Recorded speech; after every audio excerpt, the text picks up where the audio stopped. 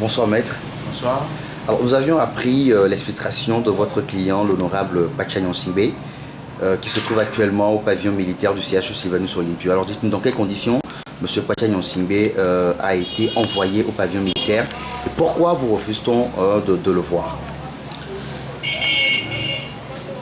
Je voudrais vous dire qu'à l'heure où nous sommes, je ne sais pas pourquoi on nous refuse de voir M. Pachagnon Singbe. Et vous faites savoir que dans un État qui se dit respectueux des droits de l'homme, un prisonnier qui doit être admis dans un centre de santé, donc qui doit être conduit de la prison dans un hôpital public, a besoin de la présence de son avocat. Nous avons l'habitude de dire que même un condamné à mort qui doit être amené au pilori ou bien à la guillotine a besoin de la présence de son avocat. C'est dire que la loi en fait une exigence. Nous n'avons pas été informés de quoi que ce soit. Et lorsque nous avons tenté de le voir, nous n'avons pas pu. On nous a dit qu'il faut nous munir d'une autorisation.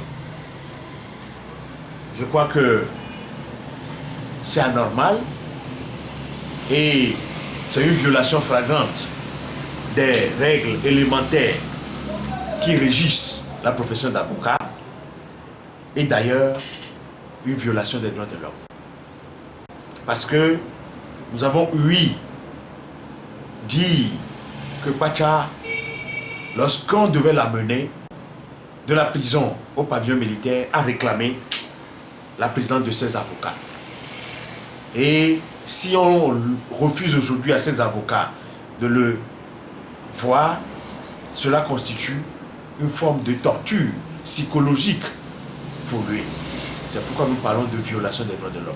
Alors maître, comment aujourd'hui peut-on expliquer le fait que l'État togolais refuse de libérer monsieur l'honorable Pachagnon Singbe? On ne comprend pas. L'arrêt qui a été rendu le 3 juillet 2013 par la Cour de justice de la communauté DDAO reconnaissait entre autres que nos clients avaient été torturés et que leur droit à la défense avait été violé et que le procès n'était pas équitable. Dans ces conditions, l'État togolais avait deux options à suivre. Soit il libère M. Pachagnon Singbe et ses co-condamnés, ou bien il réorganise le procès. Rien n'a été fait. Nous étions le 19 décembre 2014, lorsque le groupe du travail des Nations Unies, auquel le Togo est parti, et qui s'occupe donc des cas de détention arbitraire, a rendu un avis. Et dans cet avis, il est reconnu que nos clients sont en détention arbitraire. Et le groupe du travail des Nations Unies sur la détention arbitraire avait pris le Togo de les libérer sans attendre. Et a demandé au Togo de coopérer, étant donné qu'il s'est engagé à respecter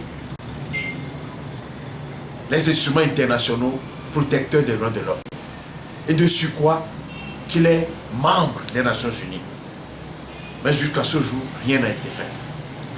Alors, aujourd'hui, ce qui est clair, c'est que notre client est souffrant. Nous ne connaissons pas, nous ne sommes pas au courant de ceux dont il souffre. Et dans ces conditions, nous avons saisi M. le ministre, garde des Sceaux, pour qu'il soit évacué dans un centre de santé approprié et qu'il puisse recevoir les soins adéquats. Parce que vous n'êtes pas sans savoir que les barons du régime presque cinquantenaire. Lorsqu'ils sont malades, on les envoie à l'extérieur et on laisse les pauvres populations togolaises mourir. Puisque vous, journalistes, vous qualifiez d'ailleurs l'hôpital de Tokoin, qui porte malheureusement le nom du premier président. Ce que moi je considère comme une insulte à son endroit, puisque dans cet hôpital, il y a manque d'hygiène. Il y a manque des produits de premiers soins. Il n'y a même pas le scanner. Et on envoie des gens là-bas. C'est dans un tombeau qu'on les envoie. C'est dans un cercueil qu'ils vont se retrouver et finalement, ils seront enterrés. Nous ne voulons pas ça pour M. Patrice Nassingbe. C'est vrai, nous sommes soucieux des cas de tous les Togolais. Nous nous battons pour ça. Mais un mort encore, je crois que c'en est trop. Donc, nous avons demandé au ministre de tout faire pour qu'il soit évacué. Et aujourd'hui, nous attendons pour voir ce que ça donnera. Voilà ce que je peux vous dire de façon ramassée sur la situation relative à la santé de M. Patrice Nassingbe.